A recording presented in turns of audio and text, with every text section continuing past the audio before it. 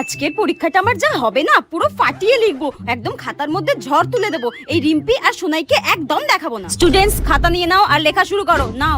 আমার যে কি মজা হচ্ছে না। প্রত্যেকে লেখা শুরু করে দাও, আর কেউ কারোর খাতার দিকে তাকাবে না, নিজের খাতার দিকে তাকিয়ে লেখো। আমি তো কারোর খাতার দিকেই তাকাবো না, আমি যেই বোমভাস্ত্রটা নিয়ে এসেছি আমি তো সেটার দিকেই তাকাবো।